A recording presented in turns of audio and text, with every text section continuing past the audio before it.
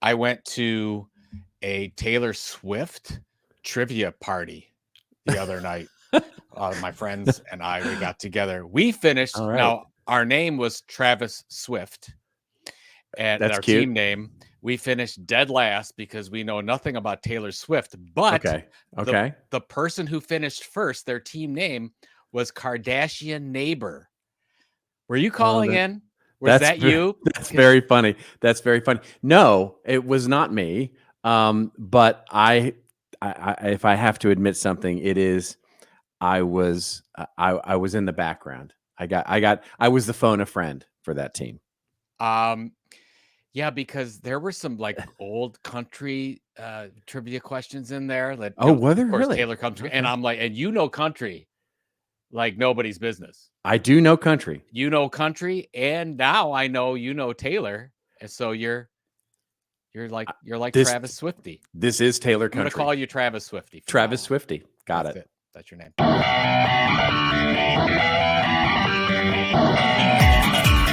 Just remember, everybody has your story to tell. Tell it well. Let this old marketing move. And now, for your listening pleasure, here's Pulizzi and Rose, covering the week of media, marketing, and digital content news. This old marketing. Take it away, boys.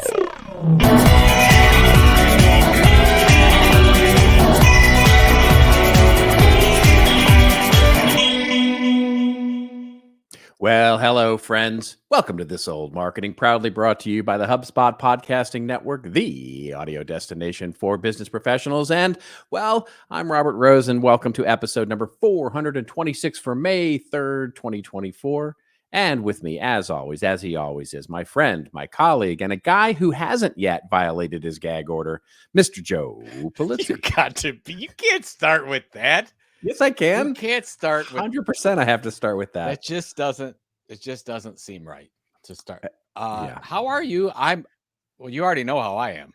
I had do. to get up very early today. It's gonna be one of those episodes for sure. Yeah. I am. I've got a Jover load of caffeine that I've taken, 3 cups of coffee, and now I'm in. And now for some reason I don't drink Dr. Pepper, but I am today. You drinking Dr. Pepper? That's my favorite. Dr. Pepper is my absolutely my it's favorite. Diet Dr. Pepper. Oh, Diet Dr. Pepper. That's not real. It's all the Dr. Pepper with half the calories or whatever, or no calories. I don't know what calories. It is. Yeah, you're just drinking chemicals is all. Yeah. Did you grow up drinking Dr. Pepper? Totally. Oh, absolutely. That was my go-to. When I was in college, I and my roommate would drink probably a 2-liter. Because remember, they sold them in those big 2-liter bottles, those big 2-liter plastic bottles. Would drink a 2-liter bottle of Dr. Pepper every day, at least one a day. Now, if I'm correct, you were telling me that when in Texas at this time when you were growing up, I don't know how long ago it was, but when you would ask for a Coke, everybody would ask for a Coke, and a Coke was Dr. Pepper, right? Well, no. I thought that was it. Like you asked for Coke, soda, pop, anything that was related to a soft drink, they just gave you Dr. Pepper. In Texas, it was Coke. It wasn't soda or pop, as it was or is, I should say, in parts of the other parts of the country. It was you ordered a Coke. Can I have a Coke? But no, it was Dr. Pepper was DP, right? I mean, I want a DP, or the only thing that never got asked for in Texas was Pepsi. Nobody drank Pepsi. What's wrong with Pepsi?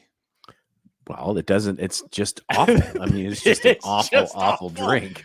And this pod, we're never going to get Pepsi. Not that we were, but Pepsi's not going to be a sponsor of this. I prefer Coca-Cola as well, although 100%. I limit myself to only 1 soda a day. It's just because I have limited myself to 0 sodas per day for the last. That's why you look so good. 25 years. Yeah, I stopped soda. I had to stop soda cold turkey. Right around the same time I stopped smoking. I stopped drinking soda. Now, that's not to say I'd never have one. I do occasionally love a great root beer or Dr. Pepper or a Coca-Cola. But if I'm going to enjoy one, like if I go to the movies or if I go to, if I'm at a theme park or, something like that, some special occasion, I'll order one. But it's the fully loaded. Yeah, fully loaded. You want the Let's just real, yeah, you want real the real thing. Yeah, no You Coke want the Zero, no Dr. Pepper. none of this Dr. Pepper Zero or whatever it is. It's Yeah, like, they've no, got that's- like Dr. Pepper, like there's different kinds of them. There's like 17 different kinds of Dr. Pepper, like cherry slushy Dr. Pepper, Yeah. lemonade special Dr. Pepper, right. Which is Elon. I think Elon Musk has a Dr. Pepper Tesla version. I'm sure he does. That's unfortunately you can't charge it anywhere anymore. Yeah. So, oh, there you go. There you go. Throwing some shade at Elon. Yeah. Did you see that? He fired the entire supercharger. He's firing everybody. I mean, he's fired the entire marketing team, like we talked about last week. He's firing firing the supercharger team is like a big deal, right? I mean, that was the OG. I mean, that was the why? I don't know. I don't understand anything that Elon. Well, does. if they can't maintain the charging stations, it kind of defeats the purpose of buying a Tesla in the first place. So it's like, and people are already complaining that there aren't enough of them, and that they're, and that they have to wait in line, and it's, this very stressful to drive an EV because, who knows if you're going to find a charging station open wherever you're going. So it's like, it's always very stressful. That's not good. That's like not driving good around and there's no gas station. It's not good for sales. Terrible feeling. I have it. There is there. I will tell you though, speaking of Kardashian neighbor, there is in my neighborhood, someone has the fat DeLorean. And the super truck. Yeah. I see it driving around. I swear to God, that thing looks like it looks like, do you remember the Ark television show, Saturday morning cartoon? It was not a cartoon. It was actually a live action thing. I don't think I did. Wait, was that in the 50s? Yeah. I don't. Very good. Very good. But for those of you who are of any age, my Gen Xers out there. For those of you who are in the boomer. That's correct. Boomer. No, not boomers. Yes. Go ahead. Definitely. So it looks like something from. There was a show called The Ark. And it was this sort of futuristic show set in sort of this dystopian future where all these people were on this big truck, and it looks so much like that. It's if you just Google it, you'll see it. But it's amazing. In real life, it really looks like it. When I see it, I think of Mad Max, like something like that. Well, see, Thunderdome. Yeah, but Mad Max is like the old Dodge Supercharger or something like that with it, with machine guns mounted on the back. This is just stupid. It's a fat DeLorean. That's what I thought of. I mean, you don't have to shame me because that's what I think. You should validate my feelings. Sorry. As my wife would say, you need to caramelize it. I don't mean to trigger you. Put a little caramel sauce on top of it. You could disagree with me, but you have to be nice about it. Put a little caramel sauce on it. Yeah. It's okay. All right. This is how I feel. Yeah. I think that he's here's the one thing I wanted to mention about that. He's trying to sell Tesla as not an automobile company. It is an automobile company. Well, when you fire your entire supercharger team, it doesn't really help that argument.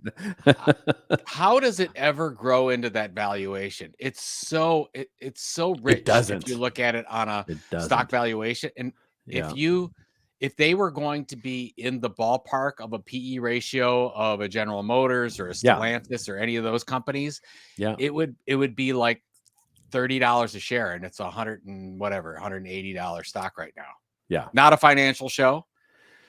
No, but it's kind of like, but that's easy to see. Yeah, it's kind of those who own Trump Social. It's the same thing. You can't evaluate it on company metrics because it's I don't want to say it's a cult stock. It's a meme stock for sure. It's definitely a meme stock. Yeah, it's definitely a meme stock at this point, right? I mean, not Tesla but Truth Social. The Tesla still is overvalued, but there's a lot of quote unquote tech companies that are overvalued. Again, not financial advice. Go buy or not Tesla stock as you see fit. I got lots of trolls from the Elon fans on my rant on Elon's marketing last week. That was people said it wasn't true, or just no. They're all like, "This is so biased. This is so biased." I'm like, "Yeah, it is. It's really biased." I'm not making any bones about that. It's what do they want? They didn't like the fact that you came out and said the truth. that they got rid of that basically Elon doesn't like marketing or care for marketing? Or? That's more of the thing. It was how dare you question Elon sort of thing. How dare you question Elon? Yeah. Yes, I was about to say that. How dare you question? Yes.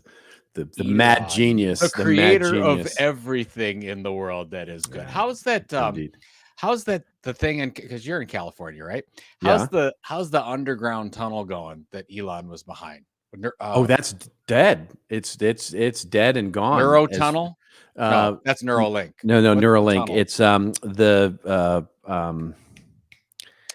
they were building it under Vegas, and they built a test thing, and it doesn't work. And I thought that was going to happen. I thought that they were going to build, instead of building the high speed rail, he wanted to build this underground shotgun magnetic thing in California. He did. They started it. They started it in Vegas. They built the first prototype, as it were, near Las Vegas or in Las Vegas, and it didn't work. I mean, it basically didn't work. And so, as far as I know, it's not even working. There's no place to charge it. Right.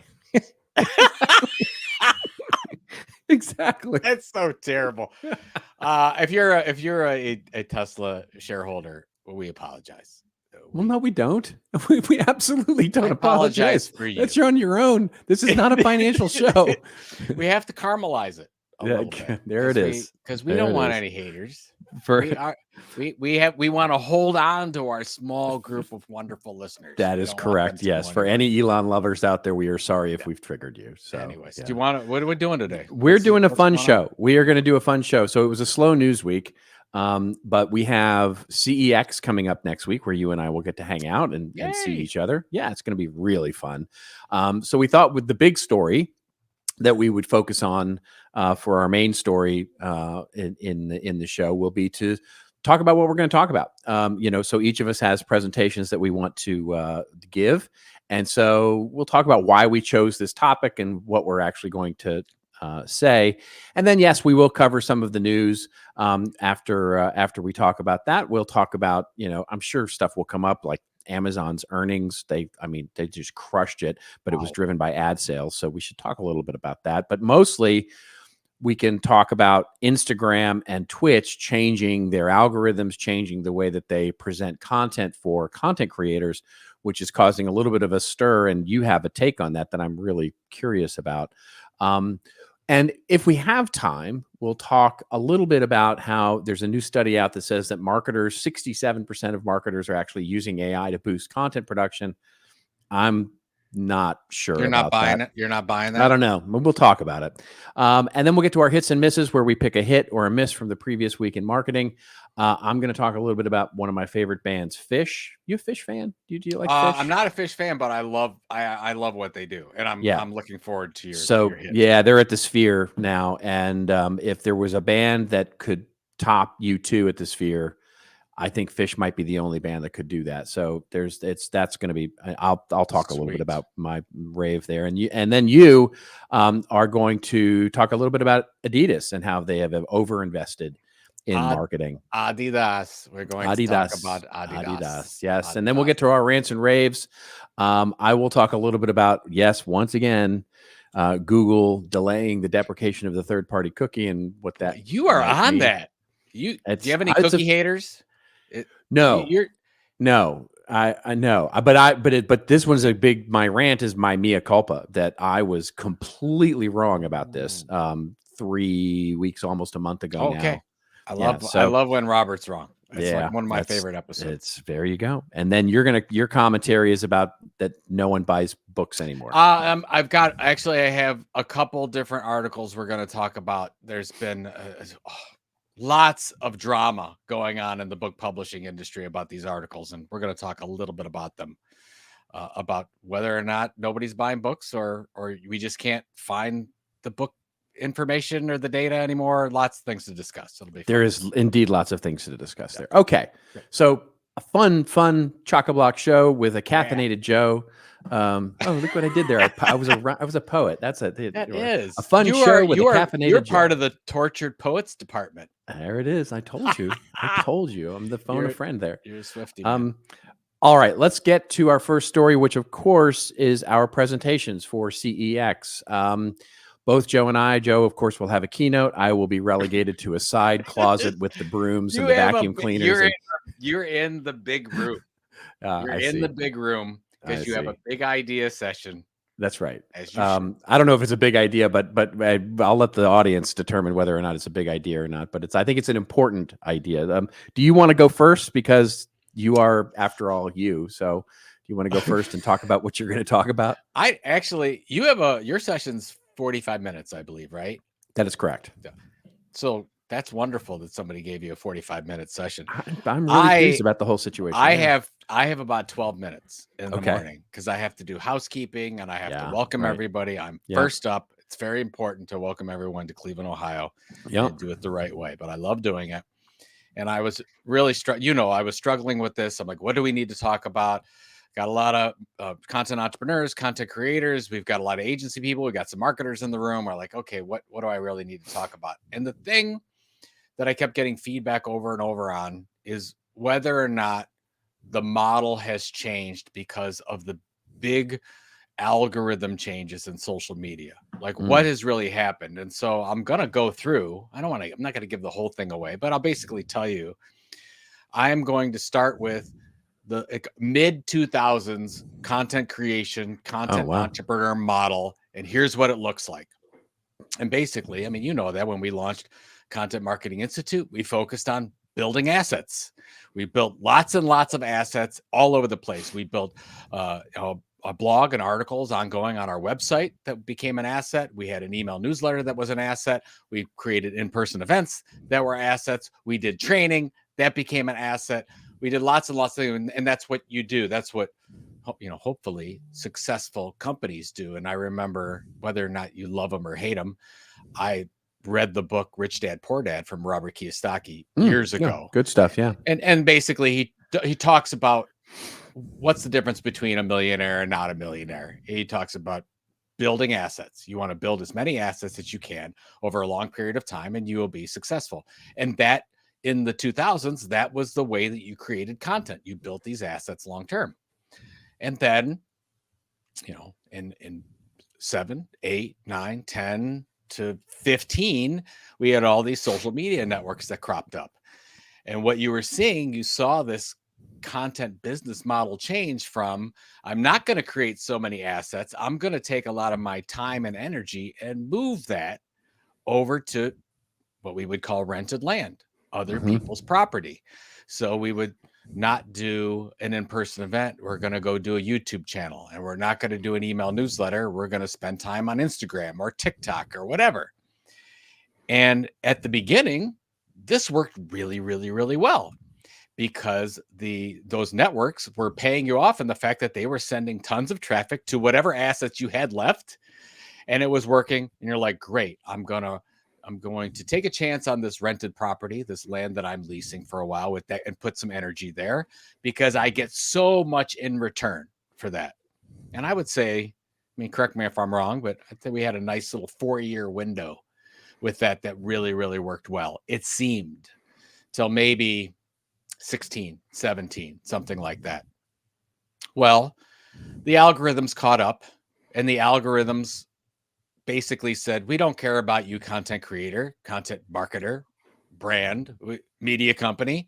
All we care about is the user experience, and that user experience that will drive more eyeballs and advertising revenue. Well, that's an important distinction too. Yeah. And they, by the way, and they've done it really well, probably led most by TikTok.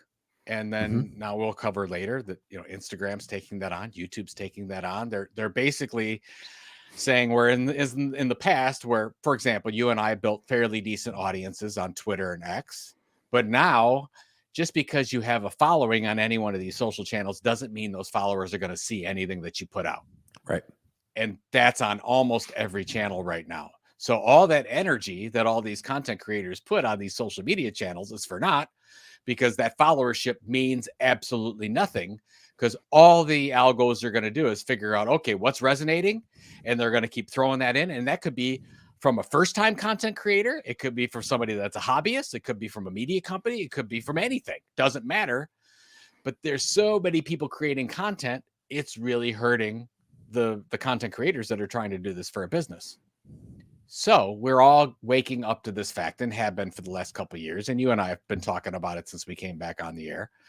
So what do we do about it? And that's kind of what I'm talking about, where you have this mid 2000s, here's that content entrepreneur model. And then we shift to this thing that I really didn't like, but I couldn't blame, because we stopped building assets and started spending our time other places. And now you're seeing the model come back almost to the beginning, to the OG content entrepreneur, if you will. And we're seeing people focus on assets again. And the model looks like, I need an email newsletter. I need to focus on courses and training. I need to focus on events and webinars that I can control. I need to not maybe sell my books on Amazon. I'm going to sell my books myself, so I get the data and the revenue myself. It's SMS is coming more into. I never thought it would. Like, people are starting to use that as a new way to distribute content. We talked about, I got on the tokenization train. I'm not on that train right now, but I think in the future that's going to come back, because we have a little bit more control as creators and can create that loyal experience. So it's just interesting to me that we're doing a little back to the future, if you will. And that model is now focusing on assets again. And I think that the last thing I'd like to say, Robert, and I want to get your take, I think because there's no competitive moat for any kind of content creation today, it's probably harder to build an audience and monetize that audience than ever before, even though we have so many tools at our disposal to do so. But the problem is, everybody needs just a smartphone, and they could be in competition with you tomorrow. So we have to focus on these content assets. We have to focus more on collaboration with other creators so we can get the word out. We've got to focus maybe on more paid promotion of our content that makes sense.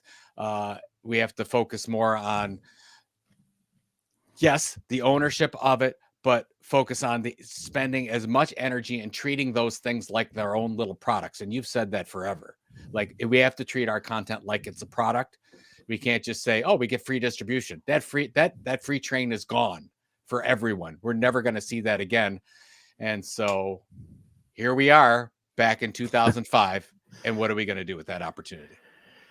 Yeah, I love it. I love it. I mean, I have a title for you, by the way, which is, and will come out of my take on it, which, as you know, I love the talk and agree with it 100%. It's this idea that in the early days, we were trying to create these assets, create this investment, right? And create this, sort of, for lack of a better word, momentum, right? With these assets. And ultimately, when the distraction of social media came along, good word, we tried to get into the moments, right? In other words, you didn't want to own the asset anymore. You needed to own the moment. And if you were successful on social media, it was because you could string more of those moments together, right? You could string more viral moments together. And now in 2024, where we start to see that is, you need to rethink what you're doing with your audiences. It's really about monetization. So there you go. There's your title: from momentum to moments to monetization, right? The ways that we develop value for our audiences. Very nice. And so it is that sort of, it's a return, but it's slightly different, I think, right? It's slightly different in 2024 than it was in 2005, where we were all focused on that sort of asset building, but it was all about, how do we do that to be found, right? How do we get the momentum of being found more frequently? And now what we're finding is, in 2024, SEO is broken. It's really hard to pierce that noise. You've got to use rented land to find your audience. You've got to find your audiences in so many different fragmented ways. But it's basically, how do I leverage all of those platforms and monetize those audiences in every way I can? So it is really that multiple offering, multiple product idea, not that sort of singular, thing that we were going to do. And that's really at the heart. When I hear, you talk about content entrepreneurship, it's really that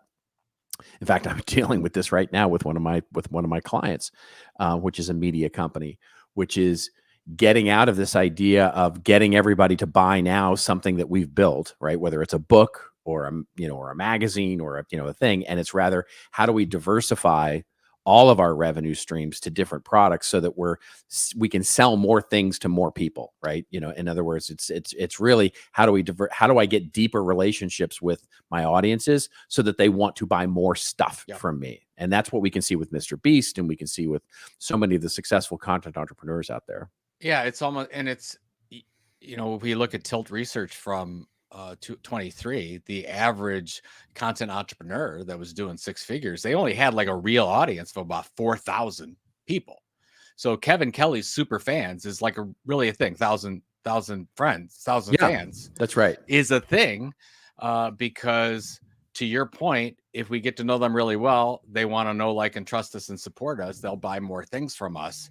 The challenge with that is, and I totally believe in revenue diversification. The problem is that you don't want to take your eye off the ball. You could get and do so many revenue things that you're like, I'm scattered all over the place. Yeah. So you launch these things periodically. You don't launch them all at the same time. But to your point, if you're doing this for 3 or 4 years, you've got a good solid 5 or 6 different products that you can sell with the different things that you're doing. And you don't have to do it all at once, including advertising and sponsorship, where you're monetizing that audience in not a direct way, but an indirect way, right? And Rafat Ali, from Media Genius, and he runs Skift, which is the travel site. He's going to talk about, he's going to give like 20 points, but one of his main points is don't forget about advertising and sponsorship. Yeah, like, it's literally the low hanging fruit. It's not nasty and evil. There are people that have trouble building their own audience and want to rent your audience. And, that is exactly right. So take advantage of that first and foremost, probably. That is exactly right. And by the way, just if you don't believe that, just go look at Amazon's earnings, which they just crushed it. But one of the reasons they crushed it is because their advertising revenue on Amazon is up 25.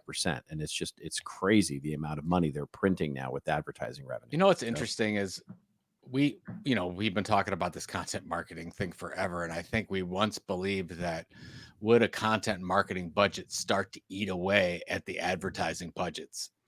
And I honestly didn't know. I thought, maybe you had brands that would start spending significantly more money on telling their own stories and building their own audiences. But we seriously have not seen that yet. There is so much going to advertising. We always used to say, if we're talking about like planets, you've got advertising is the sun and content marketing is Pluto. It's not even a planet yet. Right. And we haven't even like upgraded to Uranus or anything yet. Like, hey now. It's a thing, now. Right? It's you just wanted to make that joke. You've been itching to make that joke. No, Joe Overload Coffee Joe is going to say whatever comes into his mind. I'm all over the place right now. But anyways. Oh my gosh. So thank you for that feedback. It's great. I can't wait to see it. Yeah. I'm intrigued by yours. Just a little bit of entry into what you're going to talk about. Yeah.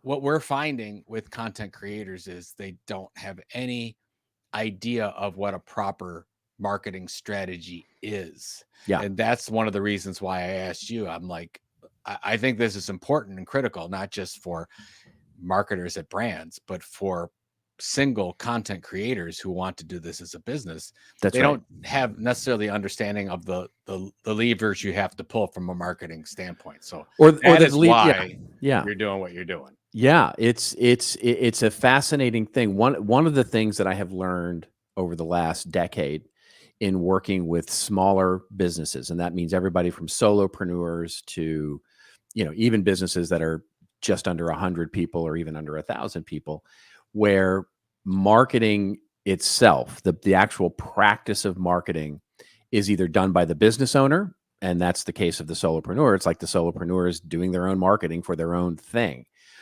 or they have a very small team, or they've hired an agency of one or a freelancer to help them, et cetera, figure out what their marketing strategy should be. And most of the time that is done at the last possible moment. In other words, I have had so many business owners, and this includes content entrepreneurs, tell me, Well, the way I do marketing is, over a glass of wine after I've done everything else in my day, right? So it's the last thing they want to do. And in many cases, content entrepreneurs are marketing themselves. So I know from personal experience that that's a hard thing to do, market ourselves, because we just don't, it feels kind of icky. Like I don't want to really promote myself. And so in some cases, we don't do it. We just don't do it. And what I've really learned over the last 10 years is that there is a different category of marketer in that world. And what I've been calling them is sort of the, and you'll grasp onto this, being as big a golfer as you are sort of pro-am marketers, right? They're professional amateurs. In other words, they are doing marketing, but not because they want to become marketers. They're doing marketing because they're a business owner and they have to do it. And so in many ways, what they need is an understanding of the classic sense of marketing, but they don't have it. And I see that in mid-level managers in big companies as well, but mostly I see it in business owners or solopreneurs and content entrepreneurs who really need and want to understand marketing as a practice, as a function in their business, but honestly don't have a passion for it and don't need or want to learn or master the art of it, because at some point they're either going to have somebody do it for them, or they're going to, just keep it pretty casual. So what I wanted to do was, for me, it's been my life career. Marketing has been my I'm steeped in education, almost to a fault at some point. So what I wanted to do with this was sort of provide the pro-am version. I'm calling it the 45-minute MBA, which is basically to walk through the classic tasks of strategic marketing planning. And I'll get to why I focus on that in just a second, but strategic marketing planning for the content entrepreneur, the solopreneur, or the small business, right? Which is to understand the jargon, understand the foundational theory behind what you're doing, why it's important to understand things like your total addressable market and your total obtainable market. Because if you're going to go get venture, you're going to get asked this question, and be able to be conversant. Literally, as I've been talking about it, it's like, if you had to go talk about your marketing strategy at a cocktail party to a bunch of marketers, you want to sound smart. You want to sound like you know what you're talking about. And this is going to give you that. It is going to make you conversant in all of the aspects of marketing theory and foundational elements of setting a strategic plan, so that you can recognize what good looks like.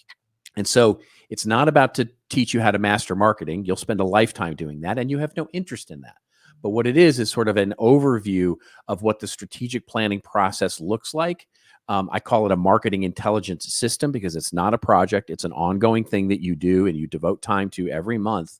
And you actually work on becoming a better strategic marketing planner and understanding what that means, so that when you're ready to make someone else do it, or hire someone to do it, or hire an agency, when they start throwing all these buzzwords at you and start throwing out all these concepts, you know what good looks like. And then I'm backing it all up. So this is the 45-minute talk that I'm going to give at CEX, is helping people understand that. And each one of those ideas is then backed by a course that I have, a full marketing. This is a 10 hours or 12 hours of course material on it, if anybody wants to dive deeper. And for CEX attendees, it's going to be available for free for a little bit, and then I'm going to ultimately charge for it. So that's how much I love the CEX attendees. That's very nice. It's so nice. It's going to be awesome. It's going to be awesome. And so I'm super excited about it. I'm super excited about being able to roll out the course and teach marketing, which is what I love to do, and get, use my fanboyism for the practice, the deep thinking in marketing, to sort of give something pragmatic and practical away to these business owners who, they want to do marketing the right way, but just tell me what I need to know, right? Yeah. And that's what I'm doing.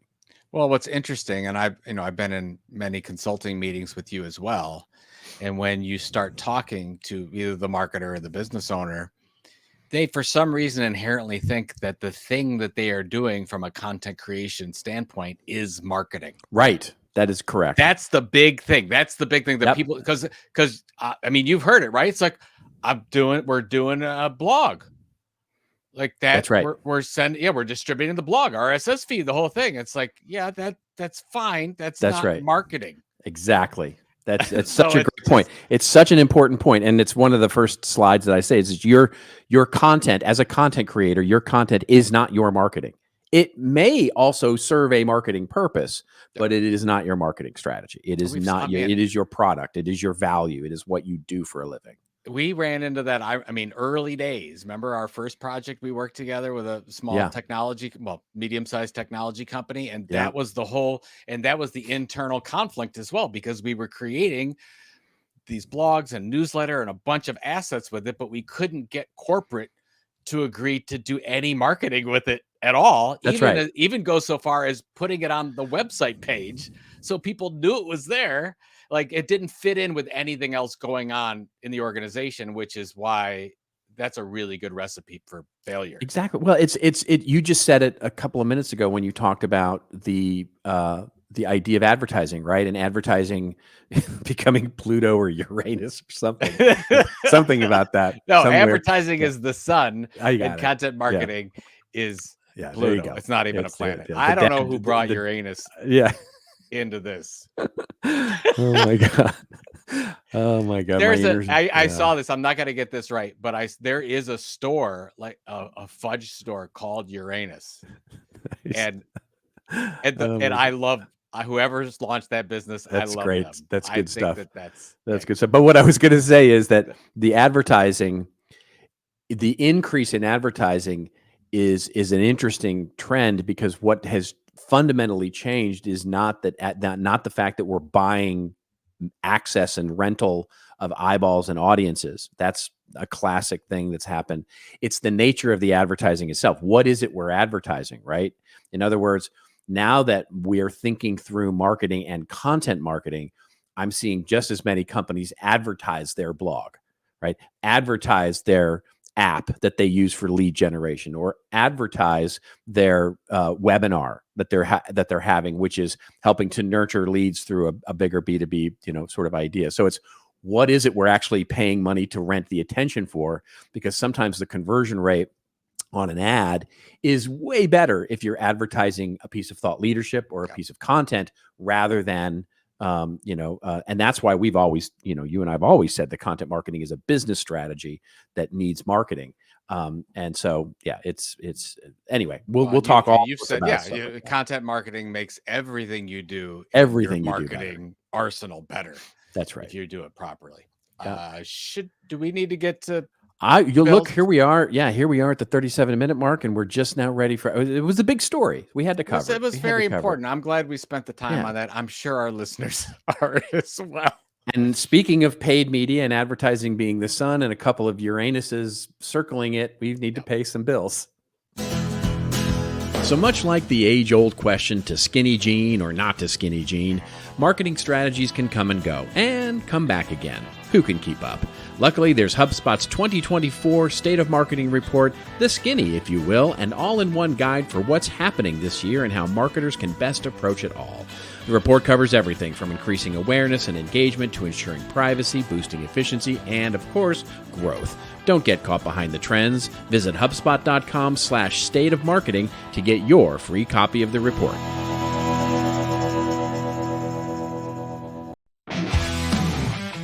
You looking for a marketing podcast that won't make you bored? Yeah, you should try Marketing Against the Grain. Yeah, I really did just do that.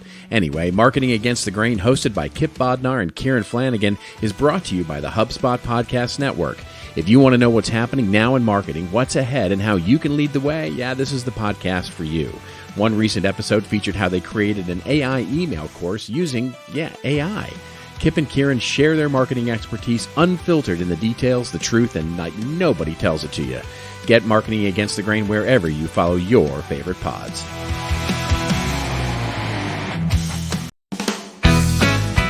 You want some big news? Well, the amazing team at Divi HQ have joined forces with Litho. Now, why is that important? Well, Divi has been building amazing collaboration and calendaring software for marketing teams for 13 years. And Litho, well, they've been doing the same with tools for creative and design teams. Now, just like chocolate and peanut butter, they've come together to help all marketers and content producers plan, create, and perform better together. I'm excited to share that This Old Marketing listeners get a 20% discount for life on any Divi HQ or Litho product. And that's not all. Check this out. The first 10 companies that sign up with this campaign will get a free, that's right, free 1-hour content workshop with me. Yeah, that's how much we're into this. So don't wait. Visit lithoforlife.com. That's LYTHO, lithoforlife.com to learn more.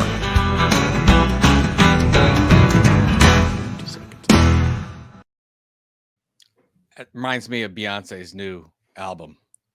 Oh, really? Have you listened to it? I have listened to it, yeah. What is your Robert Rose expert musician rating out of 10 of Beyonce's new country focused album? I really like it. I think it's it's not, to me, this is just my opinion. It's like all the bad reviews of Taylor Swift's album and like those people showing up at their house with pitchforks and torches. It's not the most brilliant album ever, right? It's a very nice country pop record is what it is. And so, and it's got other genres of music on it as well, right? So it's a good record. I don't think it's her strongest at all. I think she has better records. But I liked it. I thought it was good. So correct me if I'm wrong, but during the last Grammys, that's when Jay-Z got up and said it was a travesty that this woman who has so many Grammys never got. This was a single of the year or album of the year. Do you remember which one? I believe it was album of the. I think it's album of the year. Whatever it is, watch it. That this will be the one. Guaranteed. Like you can. Oh, check almost. Yeah, you can predict right now. She's getting it for the country album. Yep, 100%. That's why they did it. I'm sure that's why he did it, because they're trying to. I mean, look, there's competition, right? There's I'm sure it's a friendly competition, but competition nonetheless between what Taylor has been able to do and cross over from country into pop. Yeah. And they want to show that Beyonce can do the same thing. She can cross over genres. And I think successfully, by the way, I think she successfully has. And, she's certainly got the roots for it. She's got the chops for it. The songwriting is good. I just don't think it was the most. I mean, look, I have a lot of trouble with modern country music as it stands. But I thought it was good. Well, that's a whole nother podcast. Is your take on country music critiques you've had, because you've had a lot of history with country music that we won't get into here, but our longtime listeners know. That's right. That you're an OG. I mean, that's right. You're part of the original. All right. Yeah. What's next? Okay. Let's cover some news here. And interestingly enough, what the first story that we'll cover is from the NBC News is one covering it, but there's a lot of mainstream media, I should say, covering this, which is the changes happening at Instagram and Twitch, which, no surprise, given the news around TikTok, have begun to roll out new short form video discovery, basically changes to the algorithm is a fancy way of saying that, in terms of what you see. And the article opens up by saying Instagram and Twitch rolled out new features this week that would boost short form video content in ways reminiscent of TikTok's discovery algorithm. The changes come as TikTok remains on the verge of being banned. Well, that's of course now, I don't even know what that sentence. Well, we don't know yet. I guess it's not really banned yet. Banned is, by the way, the wrong word for it. It's a forced divestiture. It's not a ban on the app itself. It's a ban, maybe ban. Maybe, yeah, we don't. Yeah, it's not a ban. It's just basically they're being forced to change ownership, which is all theater, and we talked about that anyway. Yeah. So Instagram announced Tuesday a tweak in its discovery algorithm that would amplify smaller creators through recommendations, which show users post in reels from accounts they do not already follow through an algorithm that tracks and predicts their interests. Previously, accounts with bigger followings were more likely to show up in users' recommendations due to having access to more initial reach and engagement. It's an interesting change. But so the article goes on to talk about how it may or may not help smaller creators begin to get surfaced, very much like how TikTok works. And an Instagram spokesperson says the article confirmed Wednesday that the new discovery mechanism applies only to Reels at this point. So that all goes through. And then they talk a little bit about Twitch announcing a very similar type of algorithm change. And Twitch CEO has basically been teasing this for some time. And so they're now changing as well. So I know you have a take on this as it pertains to content entrepreneurs. What is the take? I do. First of all, look at this picture of Instagram CEO. He looks tired. He looks just tired. If he's like, hey, I want to look like I just rolled out of bed. Yeah. Let's bring in a lot of Browns. I mean, like what's going on there? I mean, it literally looks like the day after Cleveland Browns game. Yeah. So what is going on with that? So initially, when you look at this story, you think, and they did a really good job positioning it. It's like, wow, this is great. It's going to give more opportunity for the small creators. No, what they're saying is that your followers that you've worked really hard to get will see less of your stuff. That's exactly what. So we're going to open it up to whatever the algorithm is going to make work for our user experience, so we can pitch more ads. That's it. That's what they're doing. They're taking TikTok's model, which has worked really well. We've talked about it a million times, and they've continued to modify their algorithm, Instagram specifically, to look more and more like TikTok's, and that's what's happening. So all those followers that you think should see your stuff, less of those people are going to see it, less and less, because you've opened up the floodgates for every piece of content, no matter if they're a follower or not. And they're going to have this nice little algorithm at the beginning to see, little more watch time here, little more here, little more here. That one goes viral. Okay, next one. And that person the next time will get 0. And then the next time might get 10,000 or 1 million. And next time it's just, that's the way it is. Well, that's the point, no right? Loyalty and allegiance to any particular creator anymore. Yeah, that's the point, which is and I know you're not a TikTok user, and I am, you'll see a lot of the TikTok creators, especially those that have large followings, once they get to a certain point, they start complaining about the TikTok algorithm, which is very mercurial. Sorry, I can't speak this morning. And what they'll tell you is they'll put out videos that get amazing traction with their big audience, and then they'll put out videos that get nothing. And that's the way the algorithm works, is basically it's based on the post, not necessarily your audience size. Now, your audience size will certainly help that appear on the For You page. Sure. And you'll get, it's probably weighted a little bit, but to your point, by surfacing videos and surfacing posts that are sort of on a upswing. In other words, they're from a content creator that doesn't have much following, but it gets a lot of engagement, et cetera, and using that as sort of the primary driver there, it's likely to surface a lot of stuff that is from users that don't have a big following, but it's also just as likely, as you just pointed out, to compete with any post with a big following. So the classic sort of, if you have a big audience on Facebook, or if you had a big audience on Twitter, or, and you would post up something and it would immediately have some good level of traction simply because you were the one who posted it with your big audience, that doesn't really work on TikTok as well. So this is what you're saying, is that this change really benefits early content creators. That's right. But may actually hamper those who are trying to make a business out of it, because it's no longer as predictable. It's no longer as so if you're an Instagram influencer and you're talking about, sponsorship or getting paid for your posts, it may or may not work on any given day, right? So it's going to be harder to be predictive about what posts are going to work and what posts are not. Well, here's Instagram's dirty little secret that they don't want you to know. The more that they spread out the long tail of content creation, the less they'll have to worry about creator payments. Correct. They won't have to. 100%. Yeah. So that's what's going on right here. And by the way, really good business move. I mean, anybody who's the CEO of a company would say, "Oh yeah, I want less costs. I want to worry less about these creators that are ever going to want any money, and just spread it out there." And so you'll get more of let's say, a content pool to pull from. It's absolutely, and the money, and here's the important part of that is the amount of the money isn't what's important. It's how it's spread out. Yeah. Right. In other words, they want that same amount of money that they're paying out to content creators to go to more content creators, because what it does is it lessens the leverage that any one content or a few content creators have over the platform. Right. What they're trying not to do is create a Mr. Beast that has a ton of leverage where they can move their audience, and it's actually, demonstrably negative for the actual platform.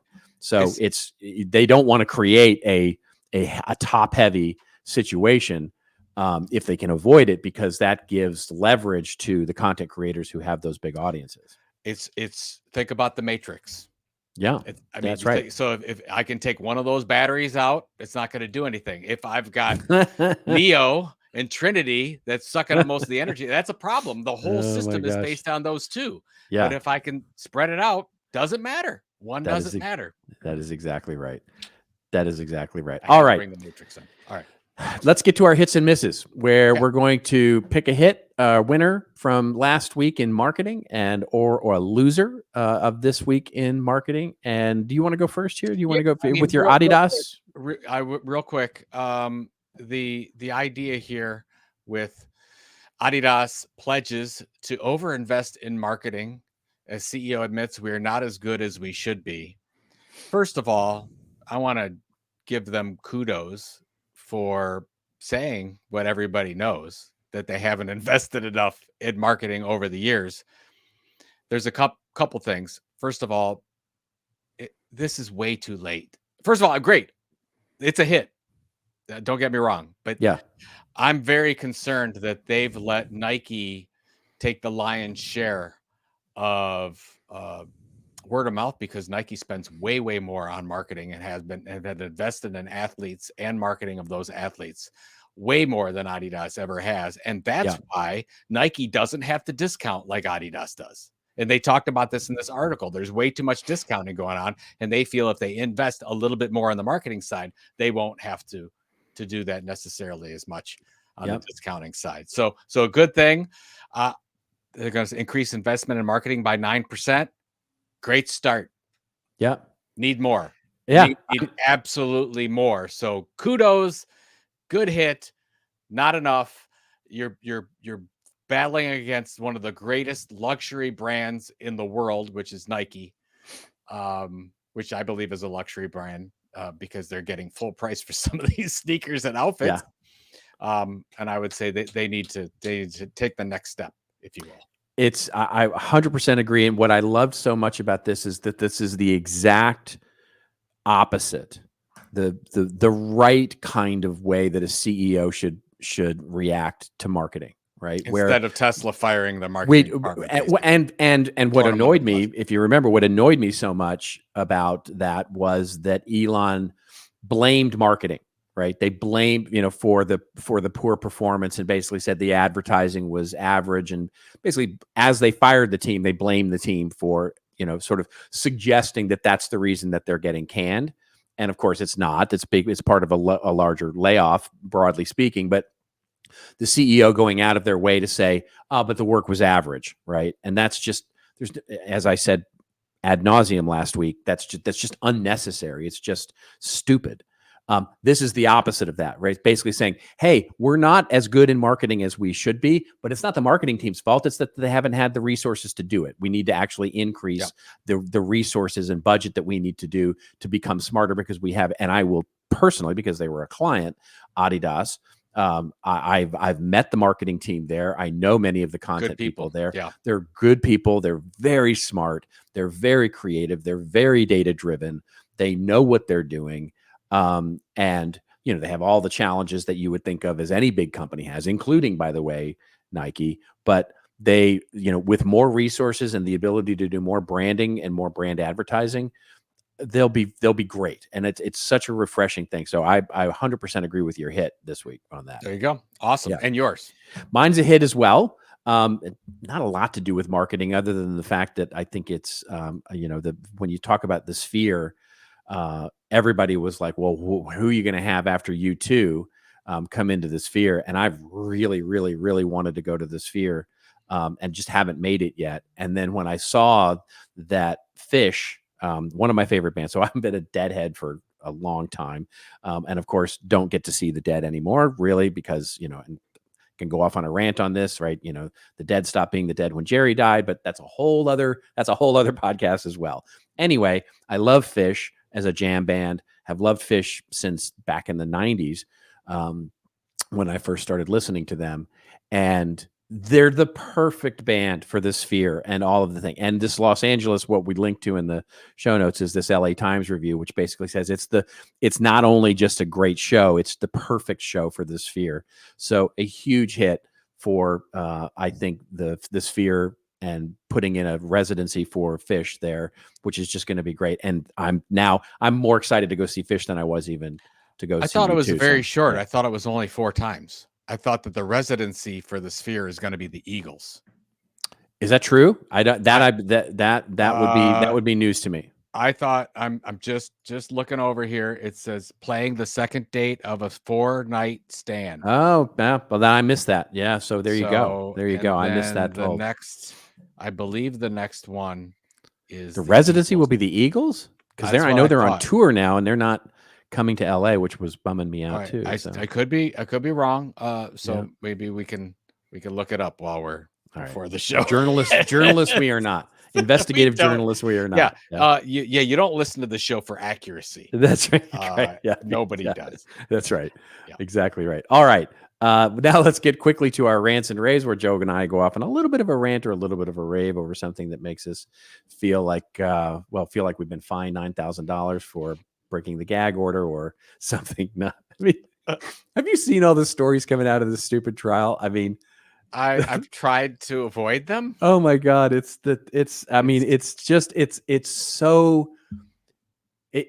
this were any other time in history, this would be, it would truly be like, you wouldn't believe it. It would be a Saturday Night Live sketch.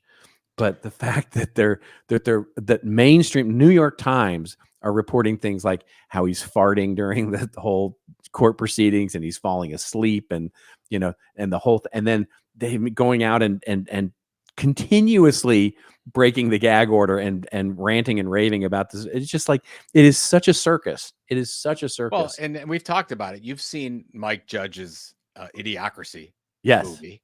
Yes. And people were like, "Oh, that's silly." And right. now they're looking at this saying it's a documentary. That's a documentary. Yeah, exactly. It's basically what it is. And who knew? Yeah. Who knew? By the way, it's a great movie. I mean, it's a good movie. It's a really good corny, movie. but great. Yeah, I mean, it's Mike Judge, Beavis and Butthead, Mike Judge. So that's right. There you go. Yeah. Okay. So let's see. Do you want to go first here as well? Let me go first. Just bring up this article here as we go, so everybody can see what we're doing. But there's been a couple of really interesting articles that have come out about books, and there's this article by Elle Griffin entitled "No One Buys Books," and it went really viral. And she basically takes the data from the Penguin Random House and the Simon and Schuster possible merger, or Penguin trying to buy Simon and Schuster, and all this data came out that nobody ever had access to from these big publishers. And basically what was found was that almost all the advance money goes to celebrities and big time authors. You have very few hits, if you will. There's a lot of books that lose money, but also things that we knew, that 96% of all books sell fewer than 2,000 copies. Like, it's very, very much a long tail. You get 1,000 copy bookseller, you should be proud. That's a really big deal. That would be a success. So yeah, I've actually posted this one out on Threads, and our good friend Rand Fishkin immediately got back to me and said, "That's been debunked. It's this other." So I'm going to point to this other article as well from Slate called "Yes, People Still Buy Books," which takes a lot of time, basically trying to refute the wrong argument, I believe. Agreed. 100%. I agree with you on this. People still buy books. Sort of. That should have been this. That should have been the headline. Well, sort of.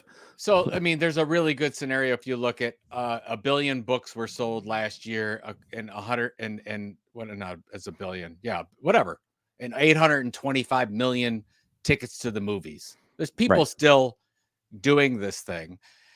I think By the way, they're number all of movie missing. tickets sold is down 46% from Yeah. from the early 2000s. Just Yeah.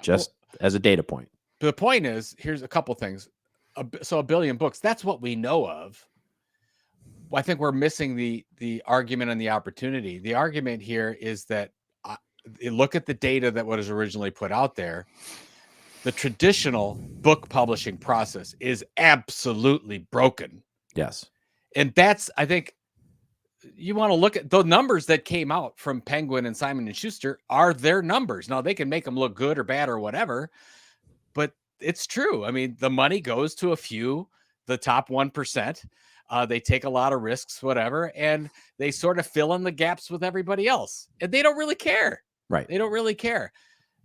So if you're going to look at that model as a content creator and say, I'm going to try to publish a book traditionally, I don't know what you're thinking.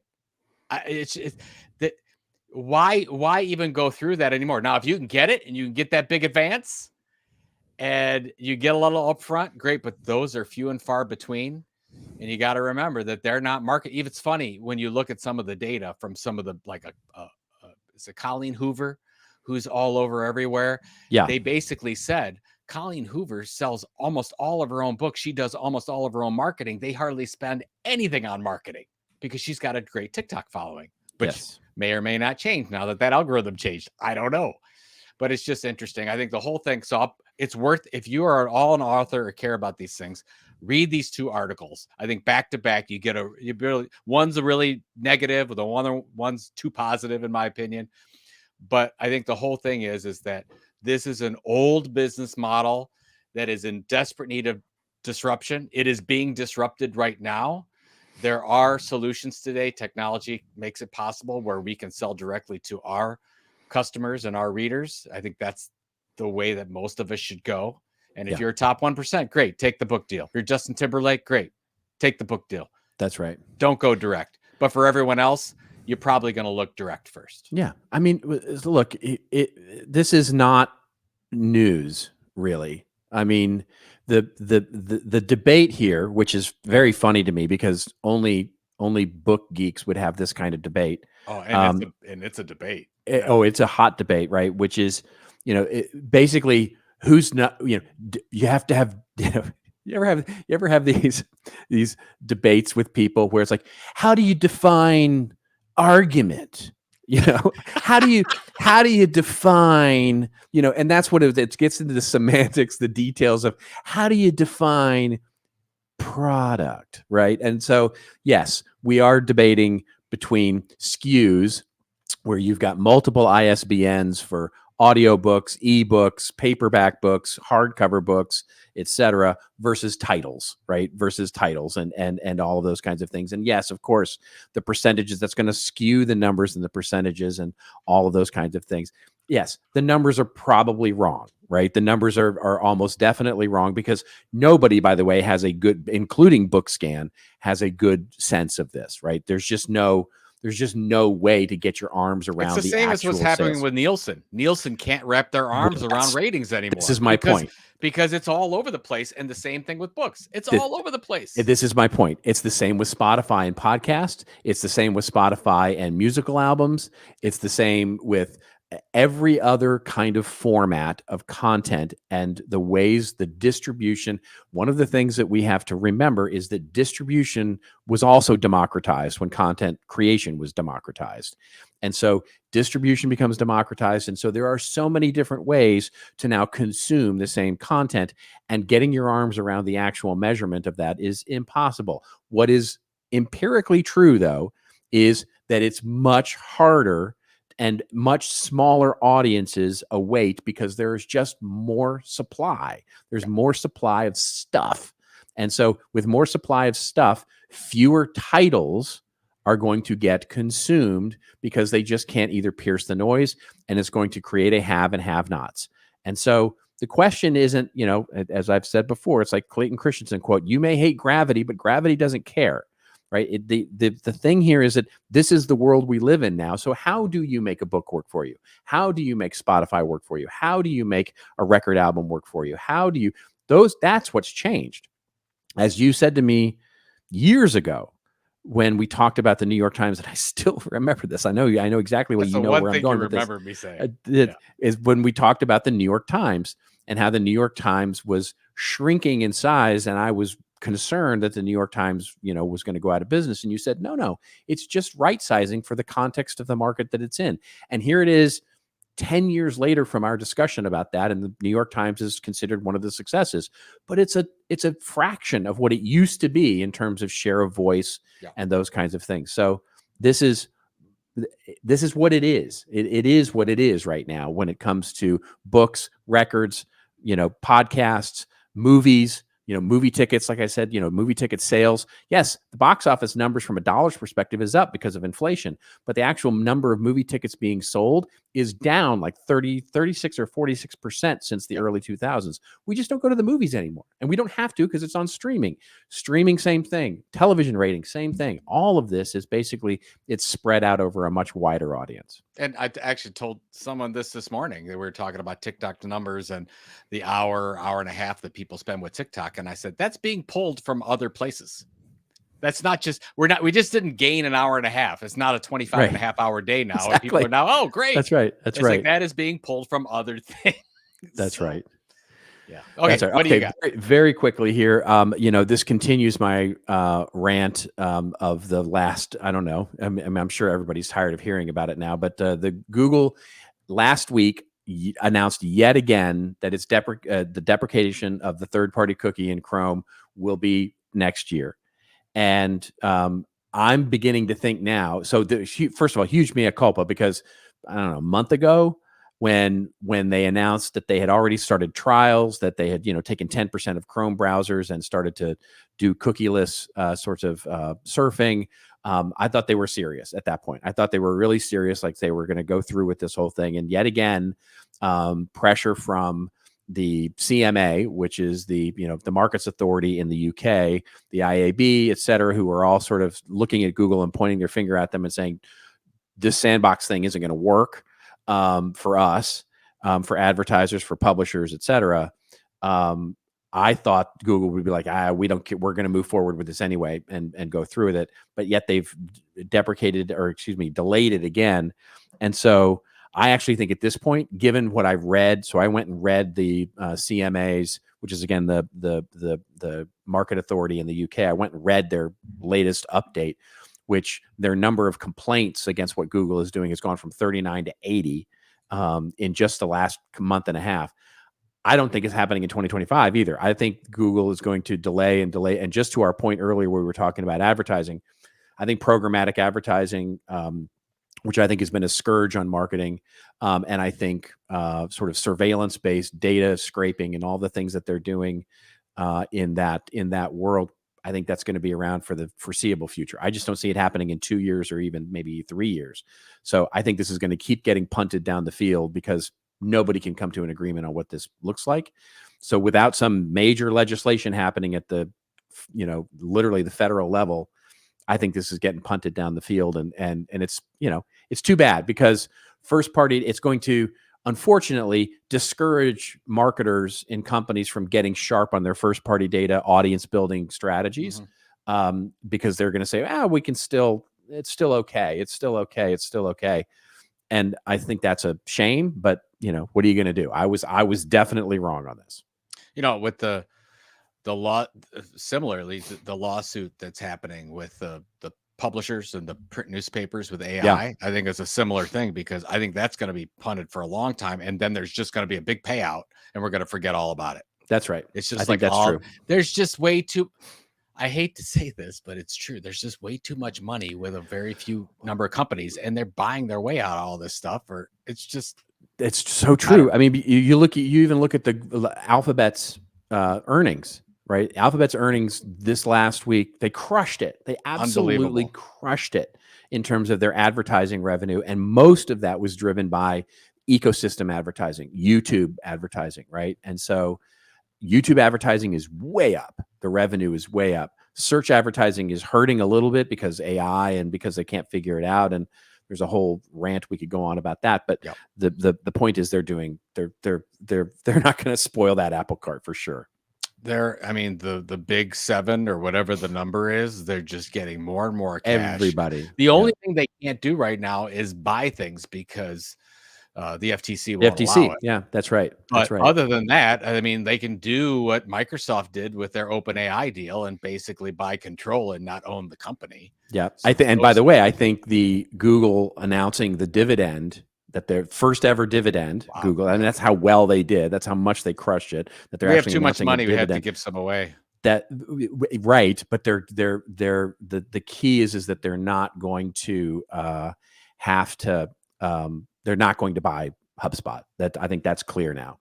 They're not going to buy HubSpot. That they wouldn't have done a dividend if they were going to. The environment right now with a Democratic president is probably not going to allow for that. I don't think. That's right. Now things could change. We will see. But yeah. I tend to agree with you on that. Yeah. I don't think they're going to be buying anything. That's right. Except TikTok. Okay, we're going to see each other. Right. Well, we'll see. Let's talk about that later. We'll see about that. Yeah, I'm going to see. We're going to see each other. I will Yeah. see you on Sunday, May 5th. That's right. For our live show. We're going to do our live show. Philip Hernandez. Woo, Philip Hernandez is Yeah. our wonderful. Philip Hernandez won the contest. Thank you to everyone who used the coupon code. And Philip was the big winner with the whole thing. We're going to be interviewing Philip at opening reception night on Cinco de Mayo. So there will be probably tostadas and margaritas and cerveza and tequila and all the things that we love so much. That's and very we will nice. be interviewing Philip as well. So looking forward to that. And it's going to be fun to get together in person, and we're going to have a great time. So. Absolutely. Well, okay. There you go. So quick note on that is that our wonderful live show from CEX will be a special episode. So there will be no ads, nothing like that. And we will be back again next week with a regular show on Friday. So you'll get a bonus episode, if you will. We'll figure out when we're going to launch all that, how drunk we get and all that kind of stuff. So we'll figure all that out. But in the meantime, we'll see you next week. Thank you so much for giving us a wonderful bit of your time. And thank you for all of that. We will see you again next week. And until we see you again next week, just remember, everybody, it's your story to tell. Tell it well. We'll see you next week on This Old Marketing. Hey, thanks a lot for making it this far in this week's episode, and thank you all for being a part of This Old Marketing. You can check out all the show notes of what we talked about today at thisoldmarketing.com, and it's also where you can leave us a review or a voicemail. We need those reviews and comments on whichever platform you follow us on. And if you haven't followed the podcast, please go do that and make sure you catch the latest and greatest episodes every Friday morning. We're on Apple and Spotify and all your other favorite podcatchers, of course, but we'd love it if you went over and subscribed to us on YouTube. That's right, YouTube. youtube.com/@thisoldmarketing. We'll see you again next week, folks, with another episode of This Old Marketing.